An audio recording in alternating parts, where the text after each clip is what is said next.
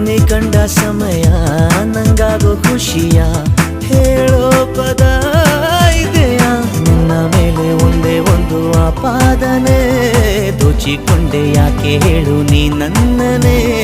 ನೋಡಬೇಡ ಹೀಗೆ ನನ್ನ ನೀ ಸುಮ್ಮನೆ